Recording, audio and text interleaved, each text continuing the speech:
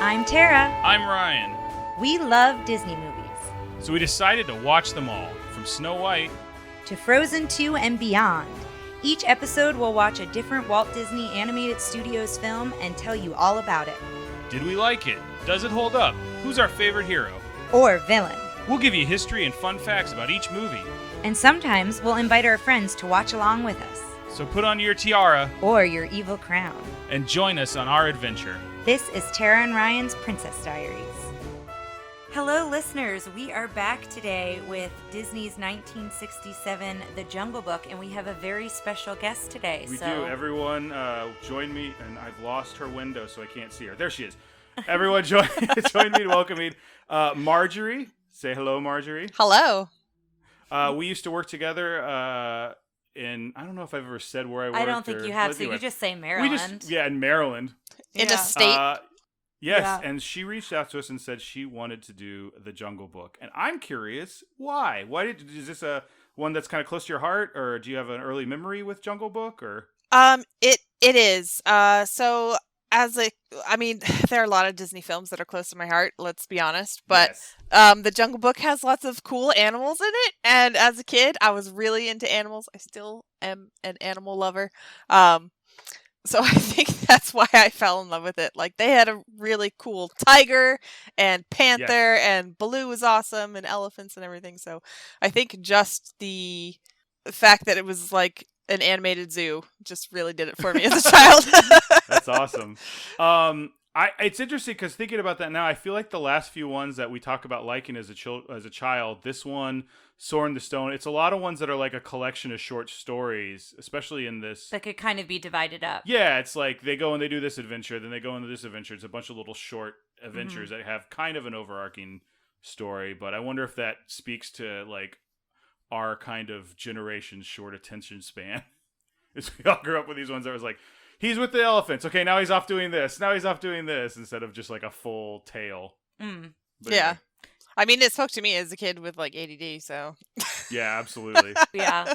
Now, is this one that you grew up with, Ryan? Yeah, I remember this one a lot. I also, Robin Hood's my favorite, and Little John is kind of the direct lineage from Baloo. Yeah. Because it's the same. It's Phil Harris. It's the same. Okay. Which we'll get to that in a second, but that's a whole interesting story about how this character came about the way he was and all that. But do you want to hit us with an IMDb synopsis? So, Bagheera, the panther, and Baloo the bear have a difficult time trying to convince a boy to leave the jungle for human civilization. This is about a gay parent situation. I didn't realize that till just now. Two dads raising a son. Yes, well, and the wolf, the wolf mother, that's in the very beginning, right? Do you remember the wolf mom? I don't think she's like Or I don't prominent remember her in the name. movie, but yeah. Exactly. I think, and we'll get to that because I read about that too with female characters here. There's really only one. We'll talk about the female agency in this story, which is it starts with Mother and then it ends with him going off. Well, there's the elephant, Winifred the elephant. There's a lady elephant? Mm-hmm. Okay. She's well, I might as well give that fact now. She's Our Lady, the one who was the catty elephant who's been the voice of everything, Verna Felton. Yes. She's the voice of Winifred the elephant, and it's her last voice that she does for Disney because she dies in 1966, a day before Disney dies. Whoa. So she dies the day before he does, and she's the only female animal to have any dialogue in this movie. And the wolf mom doesn't have any? but doesn't have dialogue from what I read, so we'll have to keep out for it. Because in the Jon Favreau, and have you seen the Jon Favreau one? Yes, but like once. I know it's, I cannot pronounce her name. She's got more agency in that one. The wolf mom, a lot. But it's Lupita Longa, something like that, who is in Black Panther and your favorite Star Wars character, Maz Kanata. Yes, I do love her. Chewie's girlfriend. Mm-hmm. And she's like, that's Bring a pretty back big the get. Wookiee. Yeah, Or whatever she says. She's a pretty big get for the time, so that has to be, like that. They wouldn't just do that and then have her be like, growl, growl, whimper, and then that's it. Yeah. Well, so with this one too, it got an 88% on Rotten Tomatoes when I looked it up. and it was nominated for Best Original Song with Bare Necessities, and that's the only song that the Sherman Brothers didn't work on. And we'll go. Do you want to go into why that is? If you want, I was just going to tell you Let's who do won. all the stuff, and then I'll. Yeah, throw it I was at just you. going to tell you who won because it was nominated but didn't win, and Dr. Dolittle had a song, Talk to the Animals. So I thought it was interesting that another kind of animal song winded up winning. I just found that interesting. Well, and the other thing when it came to the award ceremonies that I wanted to mention, Gregory Peck, at the time he was president of the Academy of Motion Picture Arts and Sciences, he tried to get The Jungle Book to be nominated for Best Picture. And he wound up resigning as president in 1970 because the other people, I guess, on the board or the group of the powers that be didn't feel animated movies should be nominated for Best Picture. And 20 years later, Beauty and the Beast, I believe, is the first time an animated picture is nominated, and that's 1991. Do they still? Is it still possible for an animated picture to be? That I don't know. I just know that They have their own. They have their own category. Now, yeah, but I know that he really fought for it, and nobody was really into it, and so I found it interesting that it was Beauty and the Beast that kind of broke that. I mean, yeah, I think I'm not shocked that it was that one because I think that one was so well received and such a good movie. Yeah. I feel like Lion King also might have. We'll have to look that up. Yeah. And see which ones they were. Yeah. I'm just making stuff up. I don't have any frame of right. reference. I mean, I feel other like than it was good. Experts. Yeah, that's what we say all the time. But and then the other thing, just to mention, and then I think we can go into some of the stuff you have, is it was based on a collection of stories, and they were written starting in 1894, The Jungle Book, and it was Kipling's stories. Yeah, Rudyard Kipling. Yeah, so his story is set in a forest in India, and I don't know if we ever know in the Disney version if they ever specifically say where I mean, it's other set. than Mowgli's skin tone. Yeah, so But he's played by a white boy, so Yeah. there's no way to really indicate. So you in know. the collection of stories, it's India and some of the same characters. He has Shere Khan, he has Baloo, he has Mowgli. So some of those main characters also appear. But I think otherwise they kind of divert it away from the original stories, right? I'll get into a lot of that here in Yeah. a second. Did either of you ever watch a cartoon called Rikki Tikki Tavi about the mongoose? Yes. I read the story. I think So I it's- read it. Yeah, I don't think I Yeah. watched a cartoon. By I think I read Rudyard it. Kipling, and I believe it's considered part of the Jungle Book. Oh. Because the Yes. whole thing was, yeah, he That's correct. Say it again. That is correct. I'm just Okay. validating you. I heard you the first time. I just wanted to hear someone say it twice. It was so nice. I remember that cartoon, but it's by Rudyard Kipling. It's part of the Jungle Book because they were released as a series of stories into like newspapers and then kind of put into a full collection. There's actually the second Jungle Book, which is more Mowgli stories and that sort of thing. And I'll go ahead and go into it now. It was interesting because when they were originally looking at this, and Bill Peet was the guy who was doing the story for this, he wanted it to be more like the original stories, which are kind of dark and mysterious. I was going to say, yeah, I read that they had a more dark tone, and Disney was trying to move away from that because Sword in the Stone.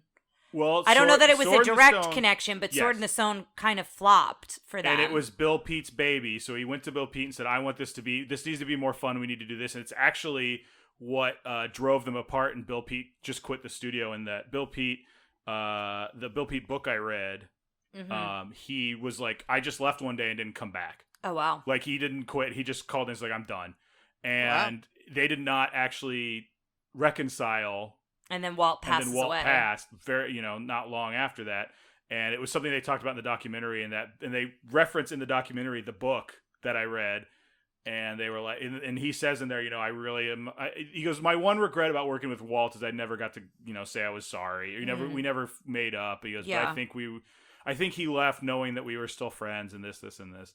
But after he left, they brought on, I forgot who they brought on, and I'll look it up in my handy notes. But they brought someone else on, and Walt was like, I don't care about the story. I don't care about this. These characters need to be entertaining. They need to be fun. Like, we're going to have a fun time. And it worked. This was the 9th highest grossing movie of that year. Oh, wow. Top 3 were The Graduate, Guess Who's Coming to Dinner, and Bonnie and Clyde. And as always, I would like to point out that You Only Live Twice, James Bond 007 was number 7. And I believe which has nothing to do with this song, podcast. I believe that song also was nominated in original songs. It was in the category, so it was one of the nominees with the Jungle Book. Now the song was, they also had I forgot the other guy's name, but someone came in and did all the songs, and they had the same thing where they were kind of mysterious in tone, or they had more of a darker thing. And Disney said, get rid of it. These are bad. Bring in the Sherman Brothers. And all of the animators came in and go, well, there's one song he did that we really, really and like. that was Bare Necessities. And he was like, yeah, okay. And even the Sherman Brothers were like, oh, it's too good. We couldn't get rid of that one. Yeah. The other thing I wanted to mention too, because it kind of goes off of some of the animation and some pop music artists.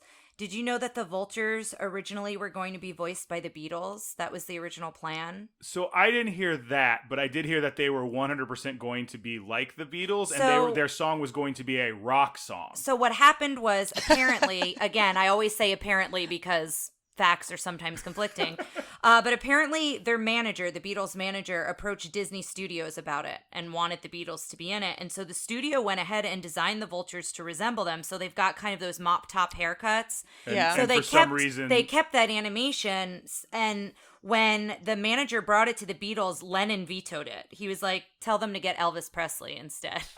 So he was like, no, thank you. And so that... I can imagine that there's now I understand why they might have left that out of the Yeah. The documentaries I watch tend to be Disney documentaries. So yes. yeah.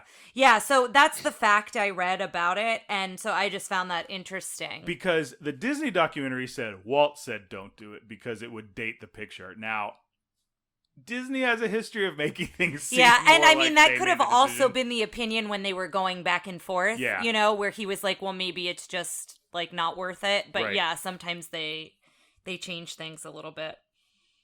I remember when I was watching the film as a kid, my mom mentioned that, oh, they look like the Beatles. And I was like, they don't look like bugs. I mean, I didn't understand it as a child, that's but so funny. Yeah. What but she now was I, talking about, you know, I love like, that. I get it now. Was, and I thought it when was pretty the funny. last time you think you saw this? Oh, not too long ago. So, confession. I like to just run through the whole Disney animated collection, maybe like every year or every other year. It's like comfort food, but videos. Right. I love that. That's great. Yeah, for I us, do a lot of marathons. these, like, I haven't seen this one since I was a child, and I'll confess, it was never one of my favorites, and I can't pinpoint why. I just didn't connect with it as much. I'm actually really excited to go back and watch it now, because I think I'm going to enjoy it much more than I did when I was younger. And I think this podcast is like, I haven't done a lot of these Disney films in forever, and I don't know if it was, I think subconsciously there was a level of like, and I watch cartoons all the time, you know that, but for some reason, like Disney cartoons, I was like, the old ones, those are for kids. And going back through and rewatching this, like, I was like, I'm not gonna like Cinderella. I love Cinderella. Cinderella was I'm not so gonna good. like, like most of the princess ones, there's the part of my brain going, those are girl movies. And now I watch them like, these are lovely. Yeah, and I definitely have the same thing with certain Disney movies to watch and give you comfort. And for me, one of those is Mulan. And again, I can never like pinpoint why, but whenever I'm sick or I'm not feeling well, great movie though. Yeah, but and I don't understand why it's like that specific one. But like as an adult, like when I've had like outpatient procedures and it's like, okay, you need to take it easy the rest of the day. Like Mulan is what I wind up putting on, and I cry at it, and I love it, and it's great. So I definitely I have no connection to Mulan. But I understand. understand. It's interesting to rewatch it. Yeah, I do understand. You're like saying it's like comfort food, but video. I love that kind of analogy. I do that with a lot of things, but Disney is one of those things. And like, so as a person who went to school for visual arts and whatnot, I've always loved animation. I've always loved any type of art, but like art that moves and tells a story. Oh, so cool. So yeah, love it. It's interesting because Eric Goldberg is at the time. So a bunch of these documentaries I'm seeing are done in like the very late 90s or like the early 2000s or something like that. And they just probably did them all not at once. Probably but when they were when DVD or Laserdisc or something was big and they were putting this all through. Yeah. And Eric Goldberg is an animator who shows up a lot. I need to learn more about Eric Goldberg. I don't know much about him now other than he's a little squat man with the little hair around here, and he's got like his eyes are close together, and his glasses are like that thick, and he's so happy about every movie he's ever been involved with. And he's talking about when he was at school, Frank and Ollie, who did a majority of the animation of this. Frank and Ollie, who we always talk about as two of the nine. Well, Frank Thomas and Ollie, I can't remember his last name. And I'll get to that in a sec. But they came in and they brought some stuff from Baloo, and he's quoted as saying, "I just looked at it and I said, that's just a pile of drawings. That's all that is." And it is so, it's bringing all this emotion. He's like, but all they're doing is just going, "Here you look." And I'm like, "Oh, look at Baloo dance." Like, he's so excited about everything. It was just, I love that quote, and we'll have to see it when I post the documentary. Frank and Ollie did a lot of the animation on this one because they were in charge of Baloo and Mowgli. And everyone said, like, because they were best friends. They were friends for 70 years. They met at Disney Studios and, like, lived next door to each other. And it sounds like a Mel Brooks and Carl Reiner situation. Yeah, a similar situation between those two. So everyone said, well, so of course we nailed the best friend aspect of this. And they're showing all the animations of him like scratching Baloo's back and them giving each other big hugs. So watch for that when you're watching this, guys. Like, that's the every other animator looking at this, at the Jungle Book, has said, like, that's the best part of this. So just like animation in general, isn't Disney, don't they do like 30 frames per second? Isn't that kind of their I don't know. It's I don't high know 20s or something FPS. like that. So like that's kind of one of the things I think that's pretty cool about watching all kinds of different types of animation, American animation, specifically Disney. One, you can pause it on pretty much any frame and it looks beautiful. But two, I'm pretty sure they were drawing at 30 frames per second. Yeah. Where if you watch something like a Miyazaki film, it's more like 15. Interesting. Huh. Yeah. Artist knowledge. Boom. Yeah, no, I love that. That's great. Keep dropping it. I love it. It's funny because the reason I was thinking about that is it's so stupid, but learning how to make GIFs out of Disney movies now, and I've been like playing with the frame rate to be like, what feels right? Because I had it lower to keep them smaller, and then I'm like, this just looks weird. Like when I was doing them, so that's probably, but it's more technical than I think is interesting to anybody listening to this. But not your fact about the frame rates, my fact about the GIFs. So also the child actor who originally voiced Mowgli, I don't know if you came across this, but his name was David Allen Bailey, and I want to give him credit because he worked so hard and then had to be let go because his voice broke. Yep. During the 3-year production. So it was in production for 3 years, and so they had to let him go. So he did like all this work on it and then wasn't in it. And the guy who eventually did it, Bruce Retherman, I don't know that I'm going to say his last name right. He was the original voice of Christopher Robin in the first Winnie the Pooh short. And he also became a wildlife documentarian. Oh, that's cool. Yeah, isn't that cool? I found that really cool. What's funny about that is we were complaining, you're like, I can't believe they did that to him. Whereas last week we were like, or a couple weeks ago, we were like, I can't believe they hired 3 people to do the Sword and the Stone, Arthur's voice in the Sword and the Stone, because they kept aging out of it. Yeah, I don't know why that didn't bother. I guess because there were so many people and they wound up using all 3 of the voices. Like, I feel bad for this kid because none of his stuff was used, I don't think. I could be wrong, I'd have to look up. But that's the way I read it. That's kind of what I read. Speaking of looking up, I had to look it up. It's 24 frames per second that they drew. Right. But still, that's a lot. Still, yeah. No, that's great. Well, we talked about other things, but there were whole entire people that were the in-betweeners who would go in at least. I don't know if they do it so much now because this is the Xerox era. I'm sure they do. You have your keyframe animators and your in-betweeners. That's pretty normal. There's also there's a thing I forgot his name, but the guy who ended up being like the producer and director on this talked about how much he had to do because he would complain about like, back in the day on Snow White we had 40 people to do this job, and now we're all running on a shoestring budget. And I have to do all these jobs. Yeah. I think it might have been Wooly Reiterman after Walt passed, and he kind of got the job, and he was like, "Oh, I have to do all this in addition to animating stuff." Great. I do want to talk about the voices for a little bit because there's some fun voice stories. Phil Harris was married to someone who used to go to dinner parties with Walt, and Walt just liked him and said, "He's Baloo now." And everybody went, because Baloo was written a very specific way, and they went, "I don't see it." And Phil Harris came in and read it and goes, "I don't like these words." And they go, "Well, what do you want to do?" And he goes, "Can I just say it the way I would say it?"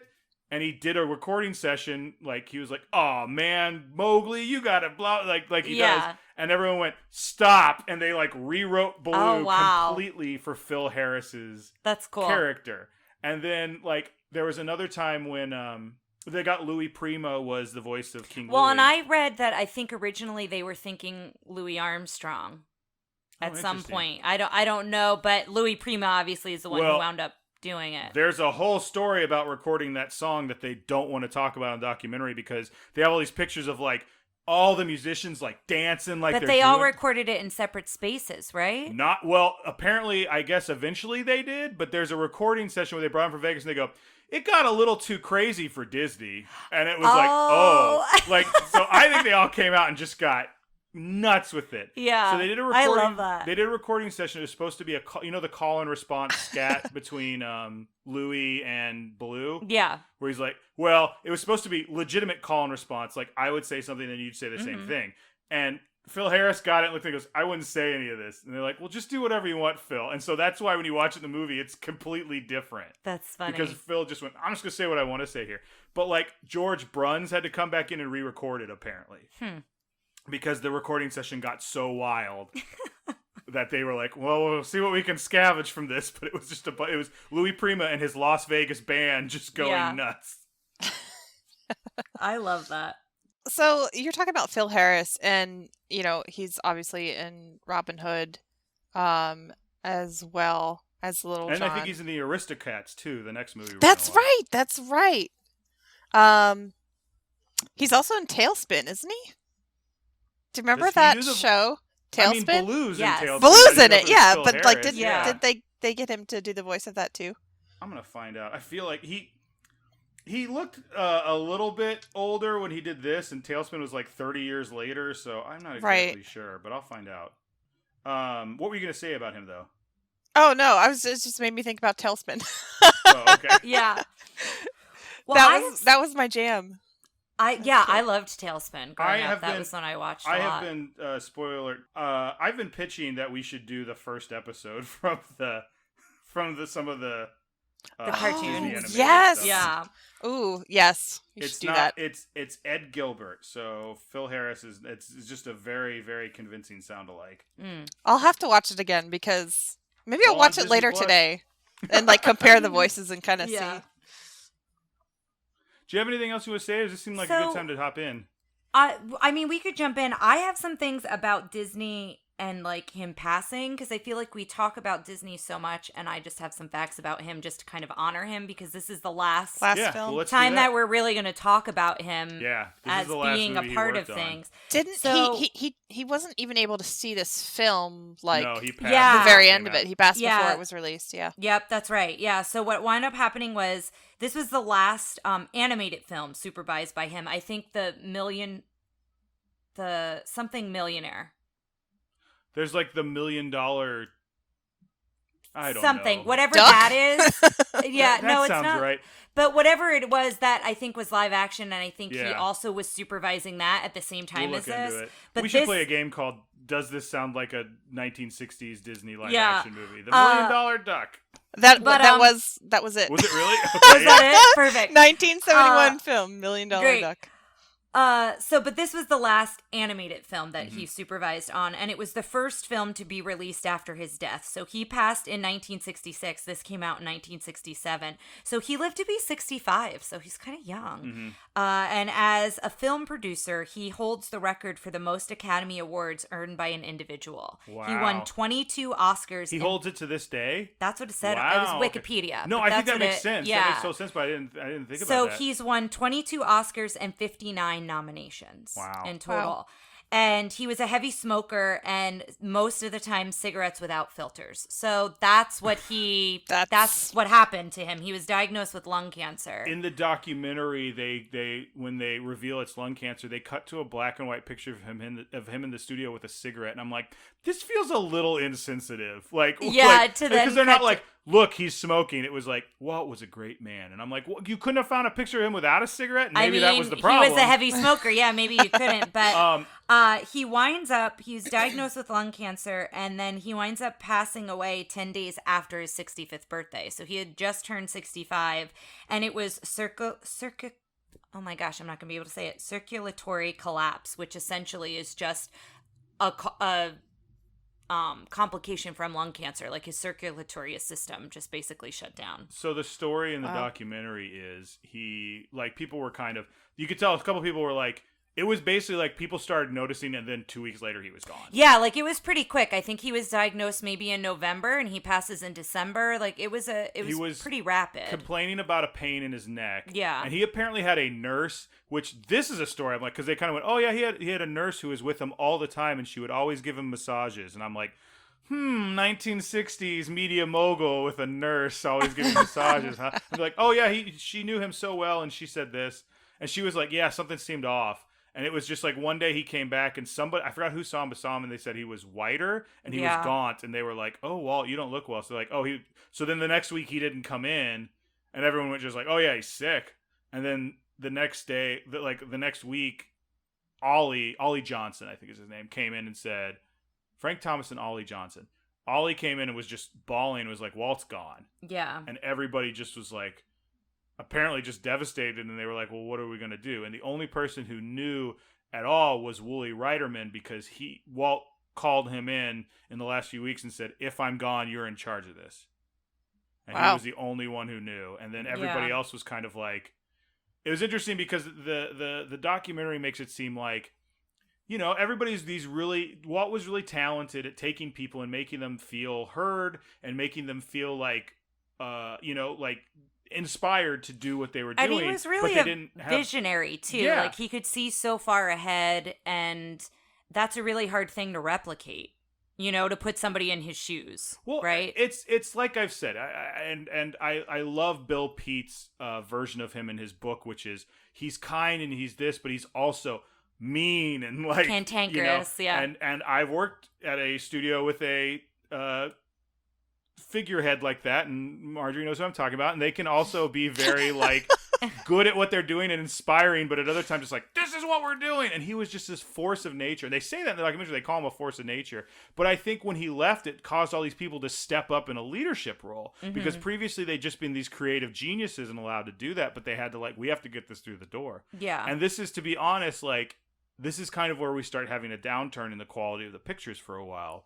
Or at least that we'll see as we go through what our personal opinions are that on. Yeah, but next I also is think it was when you think it was so quick and so sudden and also unexpected, right? Yeah. So I think that it would make sense that the quality, not just necessarily say again, we'll kind of go through it and see what we think, but I think it's you had so many people having to step into roles that they weren't used to or weren't sure that they could do. And again, Walt had such a very specific way of seeing things that I think not everybody had. And that's a huge hole to fill in any sort of production, is if Walt's making all these decisions and now I don't think he was, again, it was short, so it wasn't like he's like, I'm going soon, I need to start preparing these people. It was just all of a sudden he was just not there. Yeah. So do you think they on that note... Sorry, what were you going to say, Marjorie? No, go ahead, Marjorie. We all started talking at once. Do you think that they really kind of grasped the dangers of smoking back then as they do now? I feel like they really didn't. Not in the 60s. No, I don't think so. I feel like... I think they were getting closer than they were. If you watch Mad Men, it's the report comes out around this time of this could kill you and cause lung cancer. Yeah. But I think anything they knew at Walt, it was well, that ship has sailed. Right, right. There was at one point cigarettes were considered medicinal. It was oh, they calm you and they this, that, and the other, and it's no. I still to this day, diet soda is going to be our cigarettes as they're going to when they do the Mad Men of this era. Absolutely, and sugar in general. People are going to be drinking diet soda and be see, no sugar, and people in the future are going to be oh, those dumb idiots. Yeah. If they only knew. Yeah. So I think this is a good time. Do we think we're ready? Does anybody have anything else they want to? I don't think so. Yeah, we can go ahead with ready. it. I'm ready. All right. Let's do it. All right. I say the thing about the clamshell. Oh, that's right. I apologize. Go ahead. Let's pull the old clamshell VHS off the shelf and stick it in the VCR. All right. We'll see you on the other side, listeners.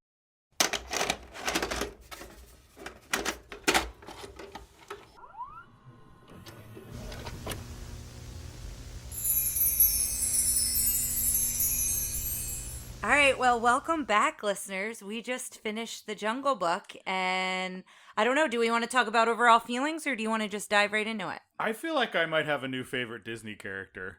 Really? I love Baloo. I did not realize how much I loved Baloo because I love Little John, and I don't want to say I love Baloo more, but Yeah. I think I might like Baloo more. Like All the whole time I right. was like, he's great, he's hilarious, he's relatable to me. I just love it because he always wants to scratch his back. Yeah, It's that's great. part of it. What'd you think, Marjorie? Well, yes, I love Baloo. I think my favorite character in that movie might be Bagheera.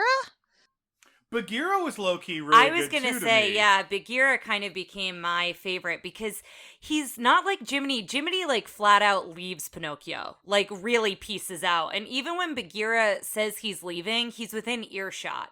So, like, if he hears something's wrong, he's immediately right back to Mowgli. And I kind of like that he's still always watching and protecting him, even when he's trying to let Mowgli think he's on his own. You had a lot to say about animation in general. It was fascinating. I think you've probably had the most animation comments. Yeah, of anyone which who's on as the we're show telling so the far. story, I'd love for you to interject Yeah, with those. absolutely. But like, you're right. The animation of Bagheera as a leopard or a panther.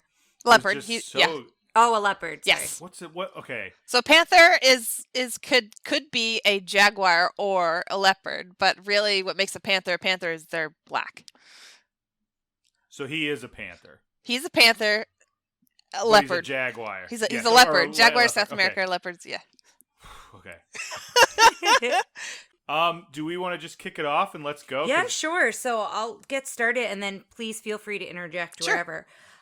So it opens with the storybook, and I always say I love the storybook. I love how a lot of these up to this point they've opened this way. And you kind of open and you see chapters really quickly, but then it goes to kind of the sketch version of the village, and it pans to the jungle, and then we see the moon on the water, and so you're kind of seeing how the village is kind of nestled within the forest and I guess the jungle. I'm going to probably say forest, but it is a jungle. I will say, because I noticed this didn't feel, because this is an era of Disney kind of cutting back a little bit on the cost of animation. This didn't feel to have as many layers in the rotoscoped forest scene as like Bambi or some of the other stuff we've seen, which was noticeable to me just because I find that technology interesting. But they did still do some of it. Yeah.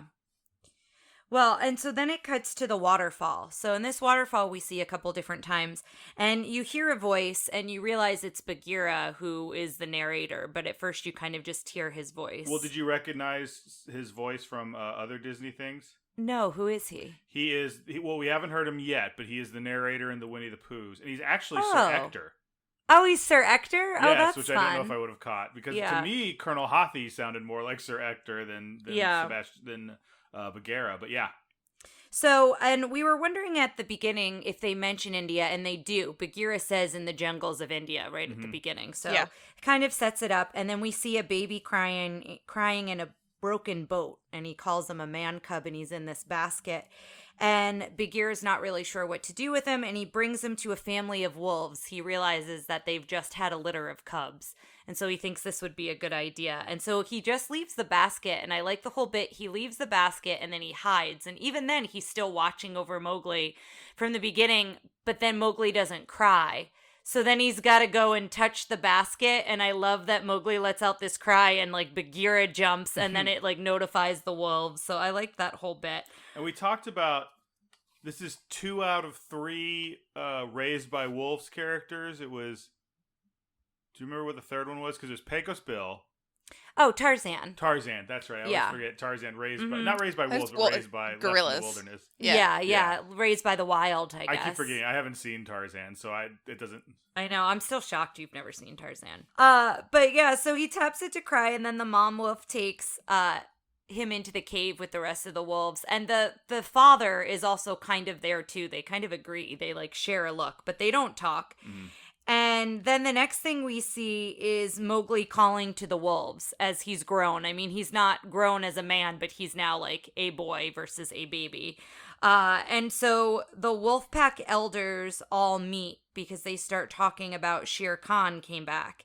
And so we hear about Shere Khan and what a threat he is, but we don't see him till well into the movie. Which we talked about while we Yeah. were watching, but when they finally showed him, I think it helped to build him up. Yes. That was very cool. But Yeah. it's a while before he comes in. He's got more screen time than like Mad Madam Mim, but still. Right. So like I just kind of wanted to bring up what we were talking about during the film itself, where it's very interesting to hide your villain for so long, because then you don't really know what to expect from them, and they're not a real threat.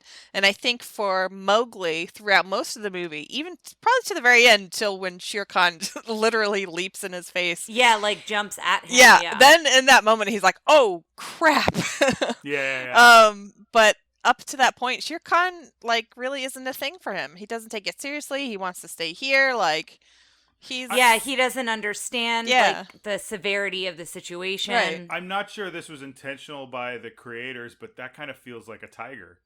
Like, even when they do show him, he's lurking in the shadows and hiding and hearing all the information. Like, yeah. So, was he around? Was he not? You never know when the tiger's true. prowling. And for but audience, Mowgli doesn't know that, right? And Yeah. for the audience, too, Right. we don't know that Yeah. until we see him. But yeah, no, that's interesting to think that way.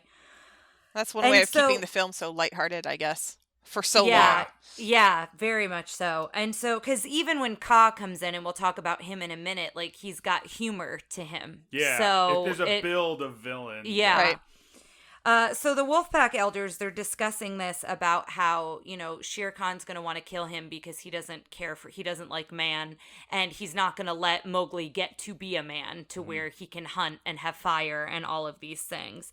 And so the father kind of interjects at first, saying he's one of my own. Do we really have to do this? Shouldn't the wolf protect him? He like debates it for about 5 seconds. Do we have to? Yes. Okay. Yeah.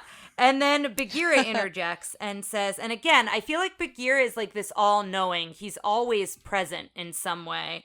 And he interjects and says, I know a man village where he will be safe. So the idea is that Bagheera has this close relationship with Mowgli, and he's going to take him to the man village, and he doesn't see it as being a problem. He's like, he walks with me all the time. It'll be no big deal.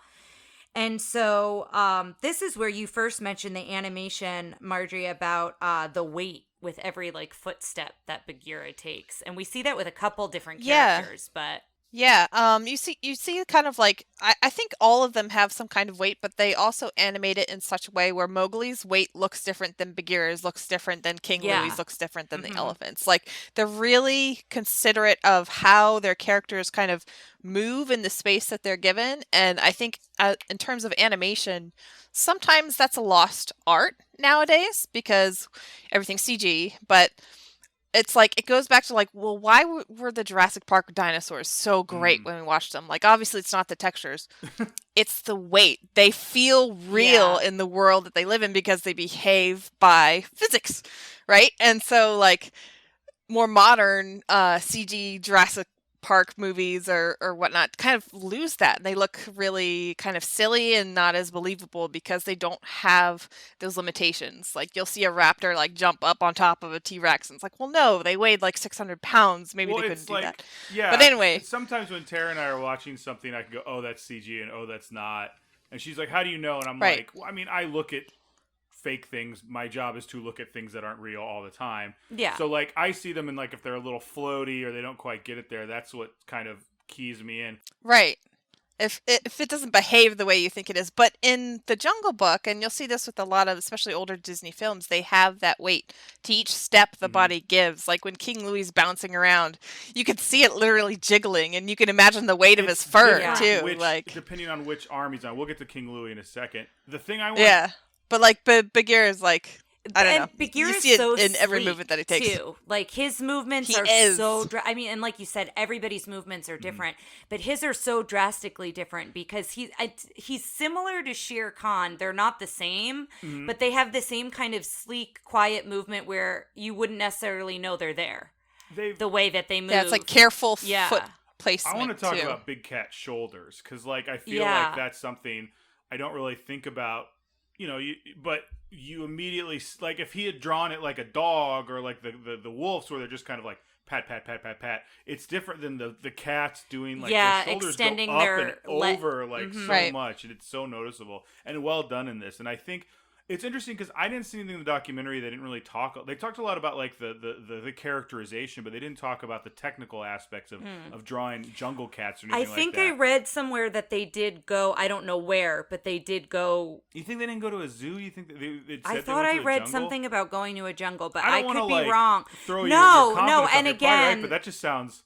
Some of those facts sometimes are misinterpreted, but we hear about, like, with the Lion King, I mean, that's way far in the future, but like the way that they, were around the different animals for that, I feel like Disney has always done a really good job of bringing their animators either to places or bringing the animals to them. Well, we also talk in this podcast a lot about the trip to South America for the package films. Yes. And like they just go down there to watch South American people and eat carne asada. I want to see the movie about them going to the jungle if they're going to go to the why did they film that? Right. Yeah. So maybe they didn't, but yeah. I don't know. We'll have to look it up. It's pretty interesting. Also, like, I think in some of the scenes you can see differences where the movements and animation feel much more believable and more kind of like, we look at that's definitely a person walking. Like, there's a really nice sequence with Mowgli too. But I think Disney is very good about giving their animators references. And I mean, they would film things, they film people, they would film animals, but they understand the importance of drawing from life and observing those things. And I think that carries across all visual arts. Yeah, yes, absolutely. I would agree. Yeah, and I think they do it very well. They do a fine line of like Baloo looking like a bear and then kind of looking like a dude dancing, but still feeling like a bear dancing. And I'm now going to ruin the movie for everyone listening, much like Marjorie ruined it for me when she goes, sometimes Baloo has thumbs and sometimes he doesn't. And I was like just watching the whole time. But yeah, sorry. And talking about movements too, the way Mowgli can imitate movements. So like they give Mowgli his own set of movements, but then when we're going to talk about it a little later, when he mimics the elephants and kind of the way he walks with Baloo like he's mimicking them, but still in his own movement, if that makes sense. I feel like the animal characters were referenced off animals and Mowgli was referenced off the animators in the Disney studios trying to imitate animals. Like, and it worked so well because they're always talking about people going in and going, and then he does this, and like the animators are doing all this acting. I feel like that's what Mowgli looked like when he was trying to be a vulture or be an elephant and all that stuff. I'm pretty sure most animators have a mirror right there so that they can turn and do things in the mirror and go, okay, that's how that looks. And then they animate. Like, that's the way to do it. And so as we're seeing Bagheera and they're walking together, he's telling Mowgli, Shere Khan's going to kill you. Like he's very like upfront about it. Like, he's not going to let you live. Like, this is like, and again, because Mowgli doesn't know him, he doesn't get how dangerous the situation is. And so they rest for the night and he tries to get him to climb a tree. And Mowgli's like, well, I can't. I don't have claws. To which Ryan... How'd you last this long in the jungle, kid? You don't know how to climb a tree. But I was like... Relying on all the other animals. He's been a real burden to the ecosystem up until this point. That's why they're kicking him out. So Bagheera does help him up and they're in the tree and... Mowgli says how he's not afraid, and Bagheera starts to fall asleep, and then that's when Kaa shows up. So that's the first time we see Kaa, and he immediately hypnotizes Mowgli. And I like the whole bit back and forth where Mowgli's talking to Kaa, but Bagheera thinks Mowgli's talking to him, and he's half asleep, so they're like kind of having a conversation, but it's really Mowgli and Kaa. And then Kaa wraps his tail around him, and just as Kaa's about to eat him, like his mouth is wide open for Mowgli, Bagheera wakes up and slaps him. Slaps him right in the mouth. And then Kaa hypnotizes Bagheera, and then Mowgli pushes the rest of Kaa off the tree. And we talk about this. You see throughout, I think, did you bring it up, Ryan? How Kaa's never all in one shot. He's never all for the in most one part. shot until he's like thrown into a... Until he's in a coil on the ground, and then even then he stretches back out and his tail gets knotted up and like kind of... He's accordioned a little bit when he falls. There was a thing in the documentary where they showed really early drawings. Sometimes for perspective and sizing and things like that in characters, they'll draw all the characters together at different sizes and heights. And you see them all standing up like it looks like a lineup from like The Usual Suspects or something. But then Kaa is a big wad of like himself, and then his like the one part coming like way up over everyone's Yeah. head and looking down. I love that. I mean, it'll be on the documentary, but I'll have to find a screenshot of it. And so they wind up falling asleep after they kind of get rid of Ka, and then they wake up to the elephants marching and singing. The morning patrol. Yes, and so Mowgli hears it and follows it, and then he starts following the baby elephant. And so we start... Hathi Jr. Is that his name? I think that's what they said in here. It is voiced by Clint Howard, who I'm sure most of you know, but for those of you who don't, have you seen a movie? You've seen Clint Howard. He is in a million things. He is Ron Howard's brother and in all of Ron Howard's stuff. So Yeah, that blew my mind. Well, yeah, that's crazy. Did you ever see him on his Star Trek episode where he's like this little kid, but he's super smart? He's like, ah ha ha ha, and has someone else's voice. I'll put that out there. It's so bizarre, but like this. He was an actor from this age, and he looks kind of like he looks now with the big bald head almost. So Mowgli starts following the elephants, and I love how we get to know the elephants' personalities a little bit here, because they start bickering because the colonel is like going down and he's giving all these commands. And Winifred, one of the elephants says to Winifred that, you know, we could always transfer to another herd. And what I think is funny about that is we find out that Winifred's husband is the colonel, and then their son is the baby elephant. And you may remember the Colonel, J. Pat O'Malley. He was not only Colonel Hathi in this, but he's also the Colonel in 101 Dalmatians, as well as the Walrus, the Carpenter, and Cyril Proudbottom, the horse from Mr. Toad's Wild Ride. That's great. And then Verna is the catty elephant, Yes. Winifred the elephant, but She's her real name is Verna. Queen of Hearts, fairy godmother, Aunt Sarah. Yeah, so she's a big voice. So this is her last role.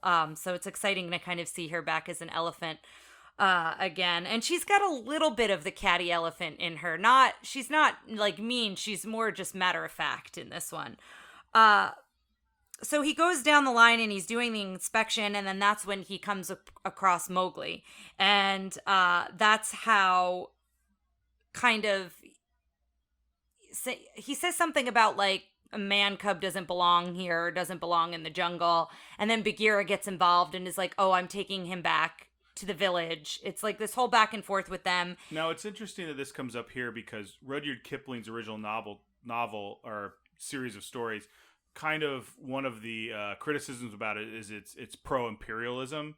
So you have the character who's like, who's clearly British, but still part of the Indian army. Yeah. And him being like, man, this is your position. That's the whole thing, is the law of the jungle. You are what you are, where you are. Like, there are certain people who are more important than others. Like, that was all part of the original story that was pretty criticized and obviously didn't really come across here. I mean, there is sort of it's a much broader topic here of like, a man doesn't belong in a jungle because he's going to get hurt. But yeah. And so when Bagheera promises him, he says, well, remember, elephants never forget. And then the elephants go off, and then they all collide at some point. Because he forgets his son. Yes, because he forgets his son. And there's that whole bit. And then Mowgli starts laughing about how he said elephants never forget, but they forgot his son and all that. So then Bagheera and Mowgli continue to fight over him going back. And he's like, now you're on your own alone. I've had it. So this is one of the first times that Bagheera leaves him, but doesn't like really leave him. He leaves him, but he still like is looking over his shoulder as he's walking away, like on the tree limbs, and looking over to seeing where he is. So I think this, weirdly enough, is one of the reasons why Bagheera is probably my favorite, is because for me anyway, like, kids exhaust me, and I love my nephews, but, you know, sometimes you just gotta walk away from the kid because they're ticking you off, but it's like you'll never go far because you care, right? And so for him, he's like, he does have his limits, and they get reached and crossed, and he's like, I'm out of here, I'm done. But then it's like, he's so bound by his sense of what's right and wrong, and he's like, I can't abandon this kid. I can't do it, and I'll still watch out for him. It's so relatable and so human and flawed and beautiful, and I'm like, that's why I like Bagheera. Yeah, I agree with you. And even from the moment he finds him in the basket, like, he could have just left him with the wolves and like, and he left. says, maybe if I would have known, I would have done that. But so it is really interesting, and I agree with you. That's why I really like him a lot too. Is his that jaw is so familiar to me, and I don't know if it's seen Bagheera's in another... jaw? Yeah, like the way they draw like his jaw. Is there another? It's the typical cat jowl that they. So I mean, maybe they the do Lion that King? Maybe you've with Thomas O'Malley. They do that with Shere Khan. It's very common with cats how they illustrate that. I don't know. It's just something about it because you know me, I like a good Disney jaw. Yeah. I've said that in the other ones with Kay and the bear from Bongo. Yes, stuff like yeah. that. And so as he's sitting alone on this rock, as Bagheera leaves him, he starts hearing a rustling at first, and then it's singing. Mm-hmm. And we find out it's Baloo. And Mowgli at first tries to fight him. He's trying to fight him, and Baloo says, "Pitiful, you need help." I kept writing down some things that characters said because I just really liked Baloo it. from second one. Yeah, and Baloo starts teaching him how to fight, and this is when we talked about how the sound effects with the movement, like the music, so the different musical cues with the way they were moving, the way they were fighting and dancing, and the different instruments that were used. It was very creative, I think, in the musical score. Well, they use them flat out as sound effects, and I think, Marjorie, you were saying this, and I think it's right. They don't do that so much anymore. There's music that reacts to what's happening, but it's not flat out like there's no trombone. It's like the like there's no like noise. And they used a lot of percussive sounds too that were fun. And Baloo teaching him how to roar, and that's what roar. At first Bagheera, that's what he hears. He hears Baloo's roar, and he's like, "Oh no, he's in trouble already." And so he starts running back, and when he realizes it's Baloo, he basically rolls his eyes. Yeah. And he's like, that shiftly jungle bum. He's so annoyed that's what it wound up being. I didn't quite remember this scene, and I thought it was going to be Bagheera fights Baloo thinking he's a problem, but he just sees him and he's like, oh no, never mind. He's like, oh great, he ran into Baloo. And so they continue to fight, and then teaching how to fight, and this is when one of the first of several tickling scenes when a lot of tickling in this movie.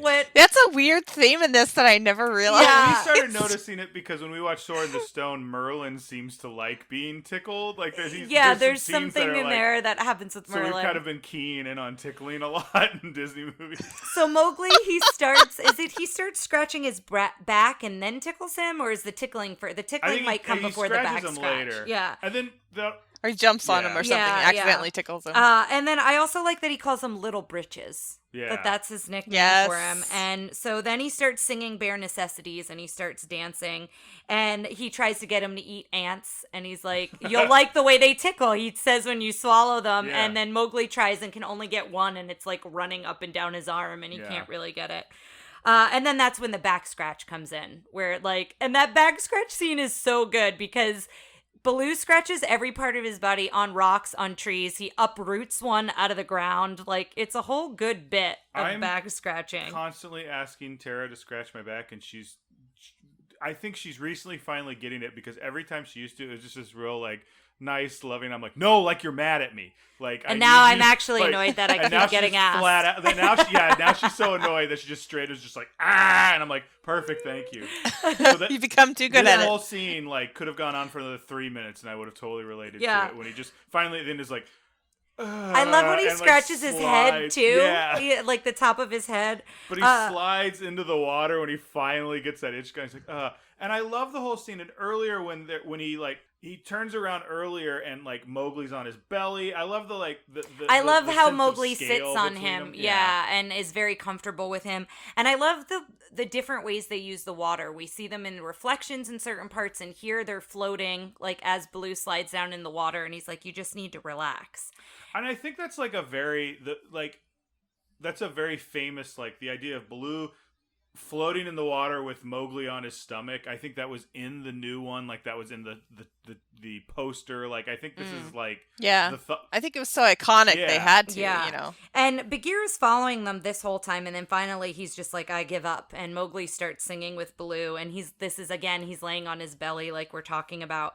And then we see the monkeys kind of watching everything happen, and then all of a sudden one of the monkeys scoop up Mowgli and they replace him with a monkey. Indiana Jones. Yes. That's the part I yeah. Temple of Doom moment. Yeah. And then the monkeys start messing with both of them. They mess with Baloo when Baloo realizes it's a monkey, and then they're tossing Mowgli up in the trees, and they basically are carrying him away.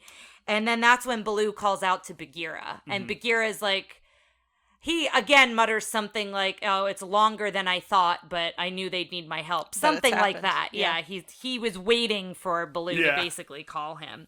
And then it cuts to King Louie. I love King Louie. So he's so good. Before we get into King Louie, for just a sec, I think we'd be irresponsible to not talk about the thing I talked about when the monkeys came on screen, which is these seem to be the only African American actors in the thing, and I think we're getting a little bit of it's better. Although what than the I'm crows wondering, from are some of them the voices of part of Louis Prima and his group? So that might be a good point. If it's a jazz band, you're probably getting a more ethnically that would be. I don't know if those are definitely some of the voices when we get to King Louie's scene. I don't know if the monkeys that scoop him up are we'd have to look it up. I don't know if I don't know. Again, we're always trying to look out for this in this podcast.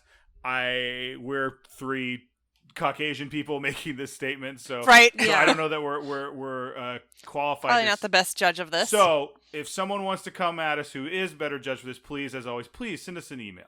We always say this every time. Send us an email, talk on the Facebook page. I think it's something to note. I don't think it's nearly as bad as the Dumbo Crow scene. Or I'm looking up or all of Peter Pan. And I'm looking up Louis Prima. He's from an Italian American family, but he grew up in New Orleans. So that's interesting. Where a lot of his influences. His father was Sicilian, was an immigrant. As a white liberal, I may be looking for something that's not there. So I apologize if that's the case. Well, so I think there is something there, and it's actually something. It's a topic that's been discussed about this movie quite a bit. Kind of what I was reading about it was like, it's problematic at best. Yeah, it's racist at worst. But what I think the general consensus is like, this is probably an issue, and it's subtle racism. Casual racism got a little bit more subtle. Yeah. Right. Yeah. It's not as blatant as other things like the Dumbo and Peter scenes, Pan, right? The entire movie of Peter Pan. Yeah, and Peter Pan. Yeah. It's gotten more disguised, but it's still there. And let me bring up another topic, just because we're on here, and it's something we can bring up. The Indian representation in this movie is an interesting thing to me, because clearly both of the actors who are portraying the Indian characters are white, and I think that's a problem. But at the same time, we had a discussion on the Facebook page about the new Mulan, in which someone of Asian American descent came on and said, I have these feelings about Mulan, but I also think at least I want more representation of characters that look like me, and there is something to be said for that. Yeah, right. Now it's a 1967 movie. The new Jungle Book does have an Indian actor playing Mowgli, so that's and I guess there's something to be said for the fact that they told this story using that representation. What they didn't maybe do it successfully, but I think it's a bigger deal for 1967. That's what I'm saying. Yeah, doesn't make I'm it trying. Right, yeah, that's I'm trying better. to word it in a way that's like, I'm not excusing it, but I'm saying I think Disney did more than maybe others were doing in the 60s, right? This has been our segment, White Apologism. Yeah. But well, I mean, it's good to recognize, right? Like, things that were progressive then are, aren't that way now, right? And I think it's also good to be uncomfortable and kind of talk about it and bring it out there, and then stay comfortable by being quiet. Yes, and I think also just inviting listeners, we always want to hear Please opinions. Send us an email. I know, come on. Why won't anyone send us emails, Marjorie? Because I have you on Facebook. But so going back to now, we're in the King Louie scene, and the monkeys bring Mowgli to him, and that's kind of when he starts singing, and he says, "Let's shake, cousin." So he's basically trying to tell Mowgli we're cousins, we are related, and because they're primates. But Mowgli doesn't. So he's feeding him bananas, and what will you do to stay in the jungle? And Mowgli's like, I'll do anything, and he's like, okay, well, let me tell you what I want. And then he kind of goes into his song and starts singing and scatting and all of that. And Marjorie was talking about his weight and stuff earlier, and yes, I was gonna get to that because he's always on a different limb, the other three are doing one always something acts else as a foot, but it's not always his foot. Yeah. It's amazing. So Bagheera as a character is my favorite character, but as pure animation, which character do I like to watch the most? It's King Louie. Like, they put their A animators on him, and the way he moves and the way he's those movements are communicated are just amazing. And even the fur on him. Yeah. The way the fur moves It's as he does the dangly different and- movements. The fur Yeah. has weight. The fur is like orangutan fur, where it's kind of like heavy and thick and stuff, and it's really My cool. favorite shot of him, though, is he always looks so smooth moving around until he just stands up and runs. And Right. at that point, he looks like he's like waddle. He's graceful with his arms and then waddly on Yeah. his So shorter funny. legs. Yeah. And I think we may have talked about this, but after we've seen the movie, are we all agreeing King Louie is a villain? I feel like he's still in the gray. Yeah, Like, I don't think I would he wouldn't associate really him. hurt someone, I don't think. He wants man's red fire. Like, he just wants to learn how to... All Lady Tremaine wants Cinderella to do is just stay in the house. Like, you can just... I'm not saying he's an effective villain, but I think he's a bad guy. I think he's a villain. He's not a henchman to anybody else. He's got his own agenda. Well, his henchmen, yeah, his henchmen, I so. guess, are the monkeys. Yes. So he has his Which own... I think it's interesting that I mean, they did kidnap they did Mowgli. kidnap Yeah, him. I guess I don't that's- think So yeah, that's we can get into villainous. how effective he is. Okay. But I definitely feel think he's a villain. All right. I also want to mention the three villains we've got are Kaa, King Louie, and Shere Khan, and each one is driven by a certain Yes. like character flaw, or if you want to call it like a deadly sin or whatever. I don't even remember what those are, but so Kaa's is like gluttony, Yeah. right? He wants to he even tries to eat Shere Khan. Like, he has a moment where he tries it with him. Well, I like that So that's Bagheera Kaa. was afraid of Kaa. Like, we kind of skipped over Yes. that, but when after he smacked Kaa, he was like, Kaa, I'm very sorry I did that. And he was like very afraid Right. of him. Right, exactly.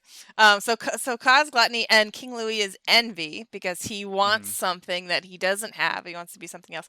And Shere Khan, for me, while he is, he is violent, he's also prideful, but I think his big driving thing is fear. Yes. He's only Yeah. afraid of one thing, but that one thing makes him so scared that he goes out of his way to hunt this kid down and like do everything he can possible to Yeah, and I know, think remove it's the because source of that fear. he's like the top of the food chain until you put man into it. I think in other versions of The Lion King, Shere Khan is typically scarred. Of the Jungle Book? What did I say? You said the Lion King? Right, because I was Okay. about to say scarred. Got it. That's why. But he's scarred, or he's shot. He's encountered man before, and they do a bigger thing. He has. Well, we'll get to Shere Khan in a minute. So let's Yeah. keep going with King Louie. So, With this amazing song that I love. yeah, this other song is so versions of. good. There's like It's problematic, but it's so Do you catchy. think- is the song problematic? Yeah, I think the whole theme. I mean, of, the idea that it's a all bunch them are, primates as jazz singers is an issue. But they say I want to be like you, want to walk like you, want to talk like you. Yeah. I want to be human, kind of thing. Yeah. Okay, I'm Yeah. definitely listening to it from a privileged position. yeah, it's a catchy All right. song and it's super fun, but Yeah. if you dive deeper into it, it's the same thing when we looked up the lyrics. yeah. It's in not like my Dumbo. other favorite song, which is completely free of any sort of controversy, which is, of course, It's Cold Out, Baby, It's Cold Outside. That's another song. I wish I would have gotten to that joke faster. Anyway. All right. So this is when Bagheera and Baloo finally kind of get to where all the monkeys are, and they're observing what's happening, and they're like, oh, we have to get him away. And Baloo, I love that Baloo's like, it's going to take brains and brawn, or Bagheera says it first, and Baloo says, I've got both. Something like, I he's love so Baloo. confident That's the in thing himself. I love about Baloo, is he is just lazy and confident. Yeah, and, and it's so amazing. he Yes. disappears, and I love when Bagheera is the statue. He's the other statue, and it, like, as they're all That's like so good. conga lining by, and then he goes to grab Mowgli, and then Baloo opens the door and like slams Bagheera aside, and then is dressed as a monkey with the coconut. Did you catch when Baloo starts getting into the music? Did you catch that moment where they animated his eyes like he was hypnotized by Kaa? Yeah. We saw. I thought Yeah. that was a very nice nod to like, oh, this is also And it's hypnotizing. interesting rewatching this movie after I'm such a big Robin Hood fan, because so much animation is just recycled from this to Robin Hood. Yes. Yeah. Every time Little John dances, it's that little shake. Can I ask you guys a question? What was Baloo dressed as? I thought he's just as a monkey. What was the gender of the monkey he was dressed as? I think you're supposed to be a lady monkey. Yeah. Really? I never. I think Did you so. Think that? I just thought monkey, skirt. but I guess the skirt maybe would make him be a lady. King Louie's got a bit of a reaction to Yeah, it. Yeah. But I thought he was like, oh, like check out this other dancer. I don't know. That was totally lost on me, and they brought it up in the documentary. They go, oh yeah, when Baloo was dressed as the lady monkey, I went